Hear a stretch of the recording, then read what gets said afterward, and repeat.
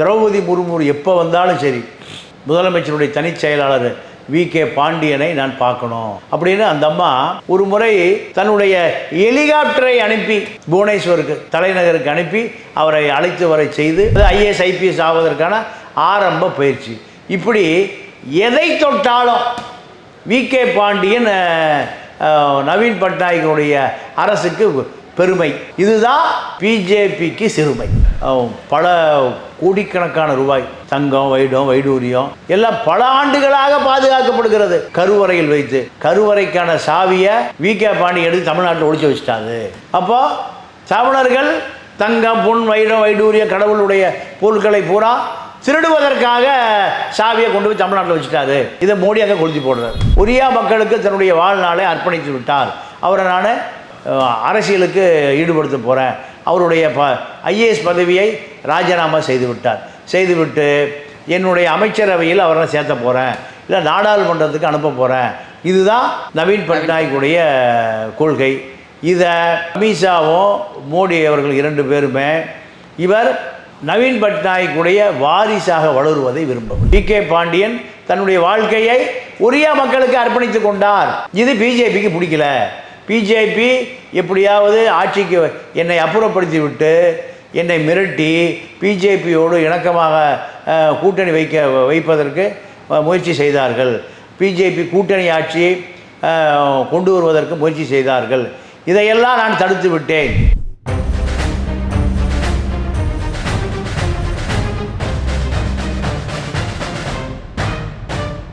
ரெட்ரோலுக்ஸ் நேயர்களுக்கு வணக்கம். இன்றைய பொலிட்டிக்கல் பல்ஸ் நிகழ்ச்சியில் நம்முடன் இணைந்திருப்பவர் மூத்த பத்திரிகையாளர் திரு பாண்டியன் அவர்கள். வணக்கம் சார். வணக்கம் சார். கடந்த 2 நாளாக மோடியும் அமித்ஷாவும் இந்த ஒடிசாவில் நடந்த பிரச்சாரத்தில் பார்த்தீங்கன்னா ஒரு தமிழரை பற்றி பேசிக்கிட்டே இருக்காங்க, VK பாண்டியன் அப்படின்னு. அவர் தமிழர்களை பற்றி பேசுகிறது, தமிழ்நாட்டுக்கு வந்து தமிழர்கள் நான் வந்து தமிழ் மண்ணில் பிறக்காதது நான் செய்த பாக்கியம் இல்லை, நான் பாவம் பண்ணிட்டேன் அந்த மாதிரி பேசிட்டு ஒடிசாவில் போயிட்டு ஒடிசா மக்கள் தானே ஆளணும், அது எப்படி ஒரு தமிழர் ஆளணும்னு சொல்லிட்டு அங்கே ஒரு மாதிரி மாற்றி பேசுகிறார்.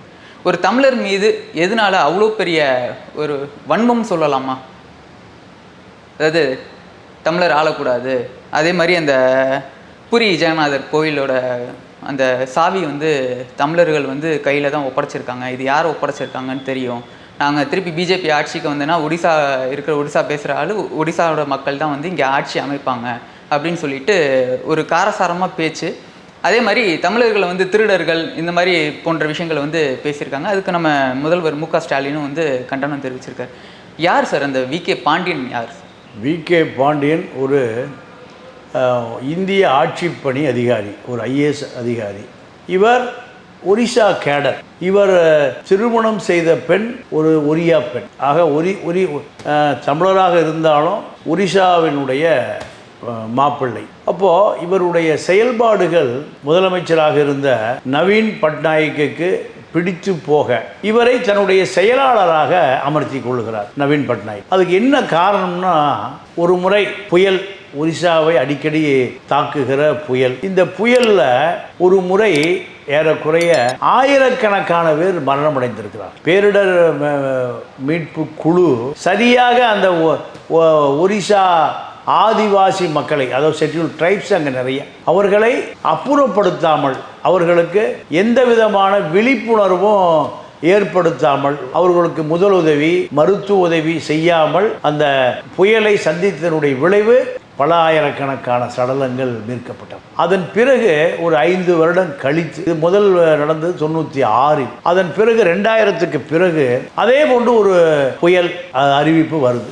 அப்போ அந்த பேரிடர் மீட்பு குழுவுக்கான தலைவராக இந்த VK பாண்டியன் IAS அதிகாரியை நியமிக்கிறார். நியமித்த பிறகு நீங்கள் இராணுவ நடவடிக்கை எடுத்து தாழ்வான பகுதிகள் இருக்கக்கூடிய அத்தனை பேரையும் மேட்டு பகுதியில் கொண்டு குடியமர்த்துகிறார். திருமண மண்டபம், சமூக நலக்கூடம், அரசு அலுவலகங்கள் அத்தனையும் விடுமுறை விடப்பட்டு அதிலே அவர்கள் தங்க வைக்கப்படுகிறார்கள். அவர்களுக்கு முதலுதவிக்கு தேவையான மருத்துவ உபகரணம், அவர்களுக்கு தேவையான உணவு, குழந்தைகளுக்கு தேவையான பால் பவுடர், இப்படி அத்தியாவசிய பொருட்களை பூரா நீங்கள் பரவலாக்கியதனுடைய விளைவு குறிப்பிட்ட மாதிரி ஒரு 25 பேர் கூட மரணமடையாமல் காப்பாற்றப்பட்டார். அந்த 25 பேர் ஏன் மரணம் அடைஞ்சாங்கன்னா அவர்கள் அந்த பகுதியை விட்டு வர மறுத்தவர்கள். இதுதான் கவர்மெண்ட் ரிப்போர்ட். அப்போது இந்த விகே பாண்டியன் யார்? இந்த அதிகாரி இப்படி ஒரு பல ஆயிரக்கணக்கான உயிர்களை நீங்கள் முதல் நடந்த புயலுக்கும் இரண்டாவது நடந்த புயலுக்கும் பல ஆயிரக்கணக்கான உயிர்கள் காப்பாற்றப்படுவதற்கு காரணமான இந்த விகே பாண்டியனை முதலமைச்சர் நவீன் பட்நாயக் தன்னுடைய தனி செயலாளராக நியமித்துக் கொள்கிறார். நியமித்து கொண்டு எந்த அரசு நலத்திட்டங்களில் தொய்வு ஏற்படுகிறதோ சுணக்கம் ஏற்படுகிறதோ அதற்கு விகே பாண்டியன் தலைமையிலான ஒரு குழுவை அனுப்பி அதை ஆய்வு செய்து நீங்கள் ஒரிசா முழுக்க ஒரிசா இருக்கக்கூடிய மாவட்ட ஆட்சியாளர்களை இவருடைய கட்டுப்பாட்டுக்கு கீழ் கொண்டு வந்து அவர்களுக்கான ஆலோசனையை வழங்கி அந்த நிவாரண பணியாக இருக்கட்டும் அல்லது மருத்துவத்துறை பயன்பாடாக இருக்கட்டும் அனைத்து அதாவது அங்கேயும் மதிய உணவு திட்டம் நடைமுறைப்படுத்தக்கூடிய ஒரு பெரிய அழைப்பானை இப்படி எல்லா விஷயத்திலையும் முதலமைச்சருக்கு மிகப்பெரிய பெருமை சேர்க்கக்கூடிய வேலையை இந்த ஐஏஎஸ் அதிகாரி விகே பாண்டியனும் அவருடைய மனைவியான ஒரியா மனைவி அந்த அம்மா ஒரு ஐஏஎஸ் ஆட்சி பணியில் இருக்காங்க. அந்த அம்மா ஒரிசாவை சார்ந்தவர். இப்படி பல முறை அரசு திட்டங்கள் நேரடியாக மக்களுக்கு கொண்டு போய் சேர்ப்பதிலே கவனம் செலுத்துகிறார். இதை விட நீங்கள் ஒரிசாவை சேர்ந்த இப்பொழுது இருக்கக்கூடிய முதல் குடிமகள் ஜனாதிபதி திரௌபதி முர்மு அந்த மாவட்டத்தை அந்த கிராமத்தை அந்த அம்மா சார்ந்த சமூகத்தை 100% கல்வி கொடுக்க வேண்டும் என்பது ஜனாதிபதியுடைய விருப்பம். இதை படிக்காத குழந்தைகளை நீங்கள் எஸ்டியில் scheduled tribes SC scheduled caste 2 சமூகங்களும் இருக்காமல் 5 ஆண்டு திட்டத்தை வகுத்து அதையும் மிக கடுமையாக நடைமுறைப்படுத்தியதன் பிறகு நீங்கள் திரௌபதி முர்மு எப்போ வந்தாலும் சரி முதலமைச்சருடைய தனிச் செயலாளர் விகே பாண்டியனை நான் பார்க்கணும் அப்படின்னு அந்த அம்மா ஒரு முறை தன்னுடைய ஹெலிகாப்டரை அனுப்பி புவனேஸ்வருக்கு தலைநகருக்கு அனுப்பி அவரை அழைத்து வர செய்து அங்கு அந்த எஸ்டி மக்களுக்கான கல்வி நிறுவனங்களை நீங்கள் தொண்டு நிறுவனங்களுடைய ஆதரவோடு பல இடங்களில் நிதி இல்லை, அரசு நிதி இல்லை, கல்வித்துறையில் நிதி இல்லைன்னா தொண்டு நிறுவனங்களிடம் உதவி பெற்று பள்ளிக்கூடங்கள் கட்டப்பட்டது, கழிவறைகள் கட்டப்பட்டது. இதுதான் கணினிகள் வாங்கப்பட்டது. யாருக்கு? அந்த எஸ்டி மக்களுக்கு. இதுவரை நீங்கள் பல அரசுகள் இருந்தாலும் எஸ்டி மக்களுக்கு எஸ்டி மக்களுடைய குடியிருப்புகளுக்கே சென்று மருத்துவ பரிசோதனை கல்வி உயர்கல்விக்கான அடிப்படை கட்டமைப்பு அதாவது இந்த கம்ப்யூட்டர் லேப்டாப் இதெல்லாம் விகே பாண்டியனை அங்கே இருக்கக்கூடிய தொண்டு நிறுவனங்களை உதவி பெற்று முழுமையாக கொண்டு போய் சேர்த்ததை அந்த அம்மா நேரம் பார்க்குது. ஜனாதிபதி திரௌபதி முர்மு ஏன்னா அந்த அம்மா சமூகத்தில் வந்தது தான். அந்த அம்மா ஒரு பள்ளி ஆசிரியராக இருந்து அந்த அம்மா வந்தவங்க தான். அப்போ இந்த எஸ்சி எஸ்டி மக்களுக்கான வேலைவாய்ப்பு கல்வி கட்டமைப்பை பல முறை அந்த அம்மா பாராட்டுது. அதே போல் எஸ்சி எஸ்டி மக்களுக்காக அந்த அம்மாவுடைய சொந்த மாவட்டத்திலேயே யூபிஎஸ்சியில் சேருவதற்கான ஆரம்ப பயிற்சி, அது ஐஏஎஸ் ஐபிஎஸ் ஆவதற்கான ஆரம்ப பயிற்சி. இப்படி எதை தொட்டாலும் விகே பாண்டியன் நவீன் பட்நாயகனுடைய அரசுக்கு பெருமை. இதுதான் பிஜேபிக்கு சிறுமை. பிஜேபி என்ன நினைக்கிறான்? இந்த ஆள் இருக்க வரைக்கும் நம்ம பிஜேபி ஆட்சிக்கு வர முடியாது. மிகப்பெரிய மோடியினுடைய வலதுகரமாக இருக்கக்கூடிய தர்மேந்திரா பிரதாப் எப்படியாவது அவரை முதலமைச்சராக ஆக்கிடணும், பிஜேபி முதலமைச்சராக ஆக்கிடணும். ஆனால் நவீன் பட்நாயக்கை நீங்கள் அரசியலில் தோற்கடிக்கணும்னா விகே பாண்டியனை தோற்கடிக்கணும், விகே பாண்டியன் அங்கிருந்து விரட்டணும். இதுதான் இன துவேஷத்தை மோடி கொளுத்தி போடுகிறார். இவன் தமிழ்நாட்டை சேர்ந்தவர், எப்படி ஒரியா மக்களை ஆள முடியும்? ஒரியா மக்கள் தலைமை இல்லாமல் தமிழரை ஏற்றுக்கொள்ளுகிறார்களா? இதெல்லாம் மோடியுடைய வசனம். ஏன் இவர் லீவ் போட்டு போயிட்டாரு, கோச்சிட்டு போயிட்டாருன்னா இந்த திட்டங்கள் பூரா தவிடு முடியாது. அப்போது நவீன் பட்நாயக்கு அரசுக்கு கெட்ட பேர் வரும். இதுதான் பிஜேபியுடைய திட்டம்.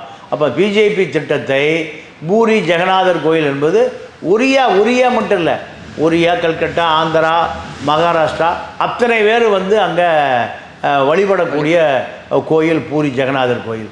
அங்கு நீங்கள் பல கோடிக்கணக்கான ரூபாய் தங்கம், வைடூரியம் எல்லாம் பல ஆண்டுகளாக பாதுகாக்கப்படுகிறது கருவறையில் வைத்து. கருவறைக்கான சாவியை வி.கே. பாண்டி எடுத்து தமிழ்நாட்டில் ஒழிச்சு வச்சுட்டாரு. அப்போ தமிழர்கள் தங்கம், பொன், வைடூரியம், கடவுளுடைய பொருட்களை பூரா திருடுவதற்காக சாவியை கொண்டு போய் தமிழ்நாட்டில் வச்சுட்டாரு. இதை மோடி அங்கே கொளுத்தி போடுறாரு.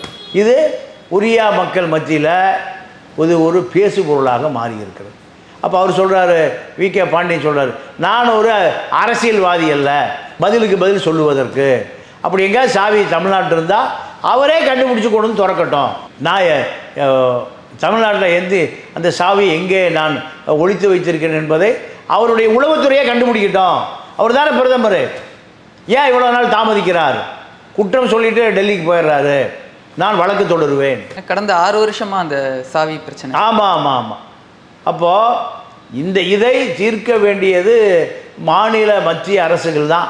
இதில் பிஜேபி அந்த கருவறையை முழுக்க அவருடைய கட்டுப்பாட்டில் காவல் போட்டு கண்காணிக்கிறார்கள். இதில் வி.கே. பாண்டியன் எப்படி சாவி எடுத்து கொண்டு போய் தமிழ்நாட்டில் ஒழிச்சு வைக்க முடியும்? ஆக வி.கே. பாண்டியனை முதலமைச்சருடைய தனி செயலாளர் பதவியிலிருந்து நீக்க வேண்டும். இதை தாண்டி எந்த அஜெண்டாவும் இல்லை பிஜேபி. ரெண்டாவது, பிஜேபி என்ன சொல்கிறாங்கன்னா, பிஜேபி ஆதரவு சட்டமன்ற உறுப்பினர்கள் கொடுக்குற அரசு திட்டப்பணிகளை அவர் செய்வதில்லை.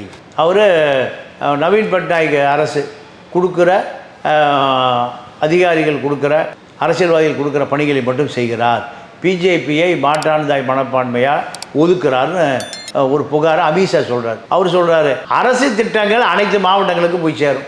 யாரும் என்ன எதிர்பார்க்க வேண்டியதில்லை. எல்லா மாவட்ட ஆட்சியாளர்களுக்கு முழு அதிகாரம் கொடுக்கப்பட்டிருக்கு.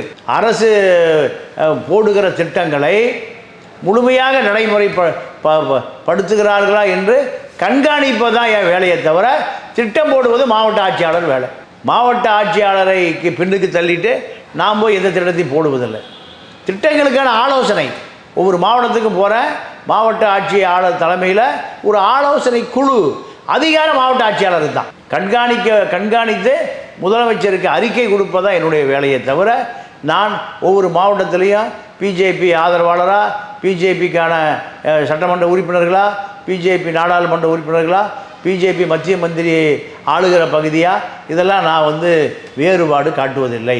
அப்படி நான் வேறுபாடு காட்டுவதாக இருந்தால் என்னை பல முறை சந்தித்து பாராட்டுகிறார் இந்தியாவுடைய முதல் குடிமகள் திரௌபதி முர்மு.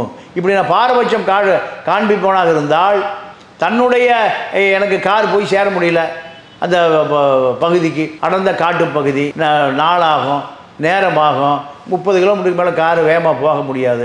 அந்த அம்மா எனக்காக காத்திருக்க முடியாது என்பதனால அவர் வந்து போகிற ஹெலிகாப்டரை அனுப்பி என்னை அழைத்து பாராட்டுகிறார். இதெல்லாம் மோடிக்கு, அமித்ஷாவுக்கு இது ஒரு பெரிய அரசியலாக பார்க்கப்படுது. என்னை அப்புறப்படுத்த வேண்டும் என்பதை தவிர இவர்கள்ட்ட எந்த கொள்கையும் இல்லை. நவீன் பட்நாயக் என்ன சொல்றாரு, வி.கே. பாண்டியன் ஒரியாவினுடைய மாப்பிள்ளை மணமகன். ஒரியா பெண்ணை திருமணம் செய்தால் அவர் ஒரியாக்காரர் ஆயிட்டாரு. ஒரியா மக்களுக்கு தன்னுடைய வாழ்நாளை அர்ப்பணித்து விட்டார்.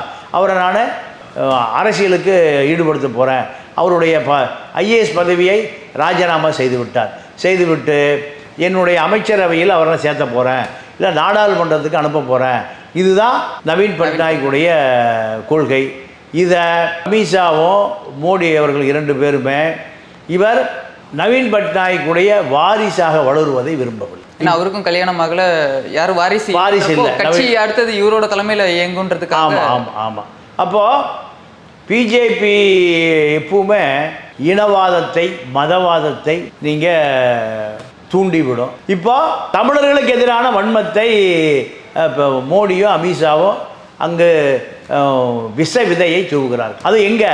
பூரி ஜெகநாதர் கோயிலே காணா, நகையை காணா, தங்க வைடூரியம் காணா, இதெல்லாம் சொல்லி கொண்டு போய் தமிழ்நாட்டில் வச்சுட்டாரு வி.கே. பாண்டியன். இந்த புகாரை ஒரியாவுடைய பட்டி தொட்டியெல்லாம் விதைக்கக்கூடிய விலையை பிஜேபி இப்போ ஆரம்பிச்சிருக்காங்க. இந்த தேர்தலில் பிஜேபி முழுமையாக புறக்கணிக்கப்படுமா அல்லது வி.கே. பாண்டியன் முதலமைச்சருடைய தனி செயலாளர் வந்து பதவி விலகுவாரா என்பது நீங்கள் ஜூன் 4ஆம் தேதிக்கு பிறகு தெரியும். ஆனால் நவீன் பட்நாயக்கை பொறுத்தவரை வி.கே. பாண்டியன் எனது மருமகன், ஒரியாவுடைய மருமகன். ஒரியா மக்கள் தத்தெடுத்து கொண்டார்கள். காந்தியை குஜராத்தி போல் நாங்கள் பார்ப்பதில்லை. வல்லபாய் பட்டேலை அவர் குஜராத்தியை போல பார்ப்பதில்லை. நேருவை காஷ்மீரியாக பார்ப்பதில்லை. அவர் இந்தியா ஒட்டுமொத்தத்துக்குமான அடையாளம். நேருவுடைய படம், காந்தியினுடைய படம், 2 படங்களும் இந்தியா முழுக்க எல்லா மாநிலங்களிலும் நீங்கள் அரசு அலுவலகங்களிலே மாட்டப்பட்டு இருக்கிறது. அம்பேத்கர் படம், அம்பேத்கரை மராட்டிக்காரர் மகார் என்று ஒதுக்கிவிட முடியாது. அவரை சட்டம் பயிலுகிற, சட்டத்தை நடைமுறைப்படுத்துகிற அத்தனை இடங்களிலும் அம்பேத்கருடைய படம் இருக்குது. இதே போல தான் வி.கே. பாண்டியன் தன்னுடைய வாழ்க்கையை ஒரியா மக்களுக்கு அர்ப்பணித்து கொண்டார். இது பிஜேபிக்கு பிடிக்கல. பிஜேபி எப்படியாவது ஆட்சிக்கு என்னை அப்புறப்படுத்தி விட்டு, என்னை மிரட்டி பிஜேபியோடு இணக்கமாக கூட்டணி வைப்பதற்கு முயற்சி செய்தார்கள். பிஜேபி கூட்டணி ஆட்சியை கொண்டு வருவதற்கு முயற்சி செய்தார்கள். இதையெல்லாம் நான் தடுத்து விட்டேன். ஒரியா மக்களிடம் பிஜேபி வந்துவிடக்கூடாது. அது இனதுவேஷத்தை விதைக்கும். தாழ்த்தப்பட்ட மக்கள், பிற்படுத்தப்பட்ட மக்கள், சிறுபான்மை முஸ்லீம் மக்கள், எஸ்டி மக்களுக்கு எதிரானது. இதை நான் என் உயிருள்ள வரை எதிர்ப்பேன். இது நவீன் பட்நாயக்கு. அப்போது நவீன் பட்நாயக்குக்கும் பிஜேபிக்குமான சண்டை இப்போ எங்கே போய் நிற்குது? வி.கே. பாண்டியனிடம் போய் நிற்குது.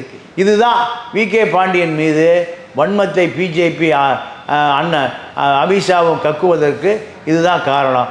இருந்தாலும் ஒரியா முழுக்க தேர்தல் பிரச்சாரத்தில் வி.கே. பாண்டியனுடைய பிரச்சாரம், வி.கே. பாண்டியனுடைய திட்டமிடல் நவீன் பட்நாயக்கு மேலும் மேலும் மெருகூட்டி இருக்கிறது.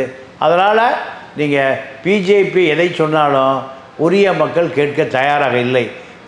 பல முறை வி.கே. பாண்டியனை அவருடைய செயல்பாடுகள் ஏறக்குறைய 25 ஆண்டு காலமாக ஒரிய மக்களுக்கு பிடித்து போய்விட்டது. ஒரிய மக்கள் அவரை தமிழராக பார்க்கவில்லை, ஒரியாக்காரர்களாக பார்க்க ஆரம்பித்து விட்டார்கள்.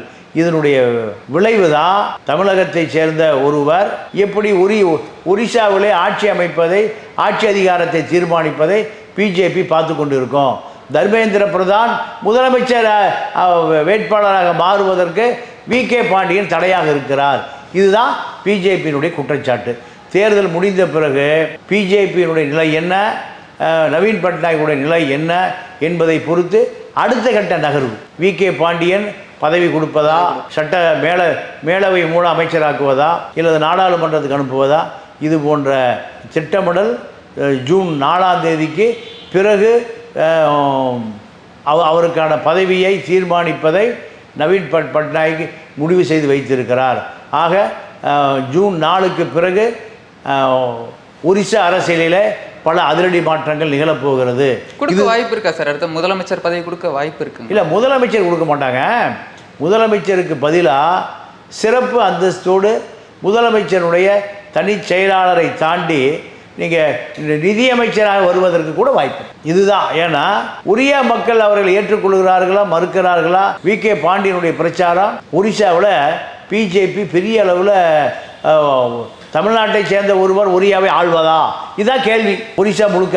இப்போ இந்த கேள்விக்கு ஜூன் 4ஆம் தேதி விடை தெரியும். வி.கே. பாண்டியனை நவீன் பட்நாயக்கு ஆதரிப்பது சரி தவறா என்பதை வாக்காளர்கள் தங்களுடைய வாக்கு பெட்டி மூலம் தீர்ப்பை அளிக்க இருக்கிறார்கள். சட்டமன்ற தேர்தலை, நாடாளுமன்ற தேர்தலை விட வி.கே. பாண்டியன் ஒரிசா அரசுக்கு தேவையா தேவையில்லையா என்பதை தீர்மானிக்கக்கூடிய தேர்தல் தான் ஜூன் 4. அந்த தேர்தலுக்கு பிறகு ஒரு தீர்க்கமான முடிவை நவீன் பட்நாயக் எடுப்பார் என்று தான் ஒரிசா அரசியல்வாதிகள் காத்து கொண்டு இருக்கிறார்கள். பல தகவல் அளித்தமைக்கு ரெட்ரோலுக்ஸின் சார்பாக மிக்க நன்றி சார். நன்றி, வணக்கம்.